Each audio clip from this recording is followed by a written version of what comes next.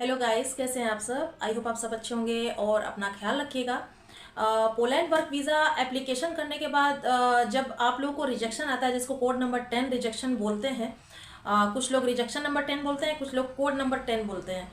तो जब ये रिजेक्शन आता है, स्पेशली उसमें दिया हुआ रहता है कि 10 नंबर रिजेक्शन आपको आया हुआ है, तो इस केस में आपको डरने की ज़रूरत नहीं है, आपको पैनिक होने की ज़रूरत नहीं है। क्योंकि कई केसेस में क्या होता है कि उसमें अपील करने का ऑप्शन होता है, तो आप उसमें अपील भी कर सकते हैं। बहुत सारे लोग इसमें मिस्टेक कर देते हैं, इसी वजह से ये 10 नंबर रिजेक्शन आ जाता है।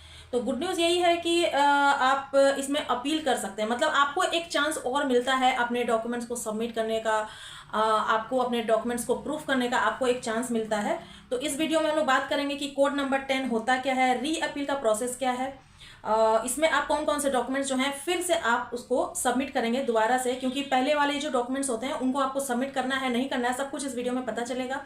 और आपको कौन सी मिस्टेक जो है वो अवॉइड करनी है। तो फुल वीडियो वॉच कीजिएगा तो आपको समझ में आएगा कि किस तरह से आप रिजेक्शन के बाद आप फिर से उसको अपील कर सकते हैं। नॉर्मली कोड नंबर 10 का मतलब होता है कि एम्बेसी को आपके डॉक्यूमेंट या आपका पर्पस या फिर आपके फाइनेंशियल बैकग्राउंड में कुछ उनको ऐसा इशू लगता है जिसकी वजह से आपको कोड नंबर 10 का रिजेक्शन आता है। इसके कॉमन रीजंस भी हो सकते हैं, जैसे कि इनकम्प्लीट डॉक्यूमेंट है आपका, या फिर आपका वीक कवर लेटर है। जो आपने कवर लेटर लगाया है वो आपका कवर लेटर वीक है, स्ट्रॉन्ग नहीं है। इसके बाद आपका बैंक स्टेटमेंट में कुछ उनको इशू लग रहा है। जैसा कि मैं बताती हूँ कि बैंक स्टेटमेंट हमेशा आपको कंसिस्टेंसी आपको उसमें दिखानी है कि इनफ्लो एंड आउटफ्लो की कंसिस्टेंसी अगर है प्रॉपर तरीके से, तो इस तरह से आपका बैंक स्टेटमेंट रेडी होता है। तो बैंक स्टेटमेंट में कुछ ऐसा इशू उनको लग रहा है। उसके बाद है आपका एम्प्लॉयमेंट डिटेल, जो आपको मिसमैच है। एम्प्लॉयमेंट डिटेल में मिसमैच अगर होता है तो इसकी वजह से code number rejection 10 number rejection आता है। फिर आता है अकोमोडेशन या आपका इंश्योरेंस प्रॉब्लम। सपोज आपका अकोमोडेशन प्रूफ जो है, जैसे कि आपकी कंपनी भी आपको अकोमोडेशन देती है या फिर आपने सेल्फ अकोमोडेशन लिया है, उसका उनको प्रूफ समझ नहीं आ रहा है। और इंश्योरेंस में आपके कुछ ऐसा प्रॉब्लम है जिसकी वजह से रिजेक्शन आता है। नेक्स्ट है आपका डॉक्यूमेंट्स जो है वो आपकी ऑथेंटिसिटी डाउट है डॉक्यूमेंट्स की, तो इस वजह से भी रिजेक्शन। इसका मतलब ये नहीं है कि अगर रिजेक्शन आ गया तो आपको परमानेंटली बैन कर दिया गया है, ऐसा कुछ भी नहीं है। आप अपील करके या री अपील करके भी आप अपना वीज़ा जो है अप्रूवल करा लेते हैं। बहुत सारे एप्लीकेंट्स हैं जिन्होंने री अपील करने के बाद भी उनका वीज़ा अप्रूव हुआ है। तो आप लोग को गिव अप नहीं करना है, एंड तक आप जाइए और स्ट्रॉन्ग से स्ट्रॉन्ग डॉक्यूमेंट आप उनको प्रूफ करके दिखाइए, उसके बाद आपका वीज़ा जो है वो अप्रूव हो जाता है। बात करते हैं कि आप री अपील कब कर सकते हैं, क्योंकि अगर आपको रिजेक्शन मिला है तो जो लेटर आपको मिला है उसको आपको केयरफुली ध्यान से, मतलब केयरफुली आपको पढ़ना होगा और उसमें ये चेक करना होगा कि अपील अलाउ है या नहीं, एंड अपील की डेडलाइन क्या है। इसके बाद आपको ये देखना है कि यूजुअली कितने दिन के अंदर आप सबमिट कर सकते हैं, क्योंकि डेडलाइन अगर आप मिस करते हैं तो उसके बाद आप अपील नहीं कर सकते, आपका केस क्लोज हो सकता है। तो जब भी आपको रिजेक्शन का लेटर मिलता है तो आपको केयरफुली उसको पढ़ना है, क्योंकि उसकी एक डेडलाइन होती है कि आप इतने दिन के अंदर आप अपने डॉक्यूमेंट्स को सबमिट कर सकते हैं, री अपील कर सकते हैं। जब आप री अपील करेंगे तो री अपील करने के लिए आपको कुछ डॉक्यूमेंट्स की जरूरत पड़ेगी। डॉक्यूमेंट्स नहीं, स्ट्रॉन्ग डॉक्यूमेंट्स की जरूरत पड़ेगी, जिसमें कि नंबर 1 है आपका अपील लेटर, या फिर इसको कवर लेटर भी बोल सकते हैं। तो इसमें आप क्या क्या मेंशन करेंगे।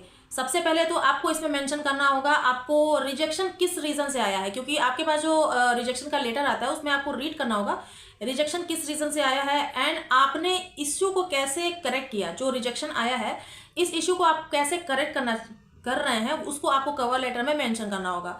थर्ड है आपका कि रिक्वेस्ट फॉर रिकंसिडरेशन के लिए आपको यहाँ पर एक एप्लीकेशन टाइप लिखना होगा। जैसे कि मैं यहाँ बता देती हूँ एग्जाम्पल के तौर पर, I respectfully request reconsideration of my Poland work visa application. जैसे कि आप एप्लीकेशन लिखते हैं वैसे ही यहाँ पर स्टार्टिंग करनी होगी आपको एप्लीकेशन के लिए।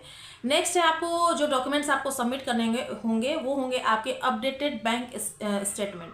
बैंक स्टेटमेंट ऐसा नहीं है कि आपका पुराना वाला होना चाहिए, अब आप लेटेस्ट यहाँ पर बैंक स्टेटमेंट आपको देना होगा जो कि क्लियर बैलेंस दिखाता हो।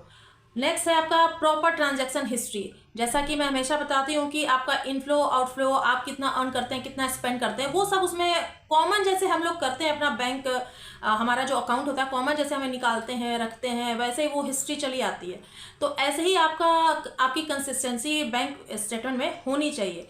तो क्लियर बैलेंस होना चाहिए, प्रॉपर ट्रांजैक्शन हिस्ट्री होनी चाहिए उसमें, और उसमें कोई भी ऐसा सस्पिशियस कैश डिपॉजिट किया गया है ऐसा कुछ भी उसमें शो नहीं होना चाहिए। अब आता है जो नेक्स्ट डॉक्यूमेंट आता है वो है आपका एम्प्लॉयमेंट डॉक्यूमेंट्स। एम्प्लॉयमेंट डॉक्यूमेंट्स मतलब जो आपको जॉब मिली है उनके कौन कौन से डॉक्यूमेंट्स आप उनको सबमिट कर रहे हैं। लाइक हो गया आपका वर्क परमिट है, आपका जॉब कॉन्ट्रैक्ट है, आपका एम्प्लॉयर डिटेल्स वेरीफाई आपको करना है और उसका भी आपको डॉक्यूमेंट लगाना है। और इसके बाद जो आता है डॉक्यूमेंट्स वो होता है आपका अकोमोडेशन प्रूफ।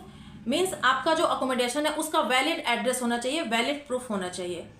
लाइक आपका अगर आप होटल लेते हैं या फिर आप हॉस्टल में रहते हैं या फिर आप रेंटल कंफर्मेशन लेते हैं, उसका प्रूफ होना चाहिए। और अगर आपको कंपनी की तरफ से अकोमोडेशन मिला है तो आप उसका प्रूफ भी लगा सकते हैं। नेक्स्ट है आपका इंश्योरेंस। इंश्योरेंस आपको आपने जो लिया है जो कि 30,000 यूरो का इंश्योरेंस होता है 1 ईयर का, इसका प्रूफ लगाना होगा। वैलिड ट्रैवल मेडिकल इंश्योरेंस इसको बोलते हैं। इसका प्रूफ आपको लगाना होगा, इसका डॉक्यूमेंट्स आपको लगाना होगा। अब आती है अब जो डॉक्यूमेंट आता है वो आता है एडिशनल सपोर्टिंग डॉक्यूमेंट्स।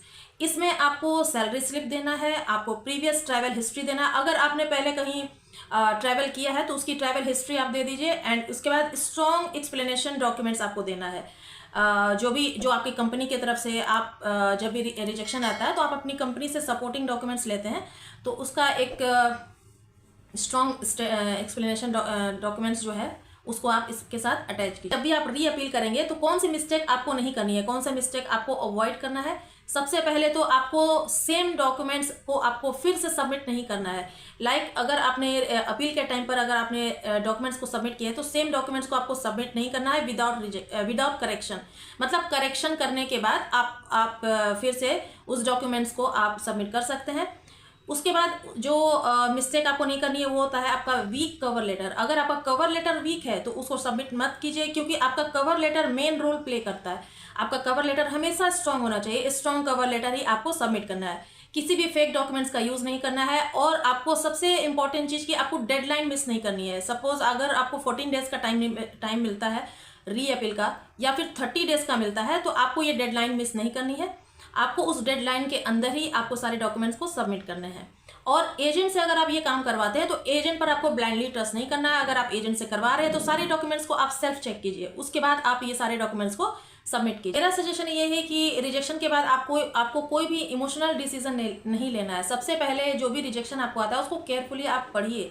उसके बाद आप देखिए कि आप कौन से स्ट्रॉन्ग डॉक्यूमेंट्स आप उनको प्रोवाइड कर सकते हैं। उन सारे डॉक्यूमेंट्स को आप इम्प्रूव कीजिए, देन उनको कलेक्ट कीजिए। उसके बाद री अपील के लिए आप वहां पर सबमिट कीजिए। अगर आपका केस जेन्युइन एंड डॉक्यूमेंट्स आपका स्ट्रॉन्ग होगा तो चांसेस ज्यादा होते हैं कि री अपील के बाद भी आपको वीजा अप्रूव हो जाता है। ऐसा बहुत सारे एप्लीकेंट्स का हुआ है कि अपील के बाद, री अपील के बाद या फिर इंटरव्यू के बाद भी वीजा अप्रूव होते हैं। तो कुछ नहीं कह सकते, सब कुछ एम्बेसी के ऊपर डिपेंड करता है, उन्हीं के हाथ में सब कुछ होता है। तो आई होप आपको कोड नंबर 10 का मीनिंग समझ में आ गया होगा। और जो भी डॉक्यूमेंट्स आपको अटैच करने हैं री अपील के टाइम पर, ये डॉक्यूमेंट्स भी आपको समझ में आ गए होंगे। तो अगर आप रिजेक्शन को, जो भी लोग कोड नंबर 10 रिजेक्शन को अगर आप फेस कर रहे हैं तो कमेंट में आप बता सकते हैं कि आपका एग्जैक्ट रिजेक्शन क्या आया है। आप मुझे कमेंट सेक्शन में बताइए एग्जैक्ट रिजेक्शन क्या आया है। वैसे तो मोस्टली केसेस में 10 नंबर रिजेक्शन ही आता है, जिसको मैंने अभी बता दिया। आप इसको फॉलो कीजिए, ये सारे डॉक्यूमेंट्स को रेडी कीजिए, ताकि जो भी उनके डाउट हैं, एम्बेसी ऑफिसर के मन में जो भी डाउट क्रिएट हो रहा है उस डाउट को क्लियर करना है।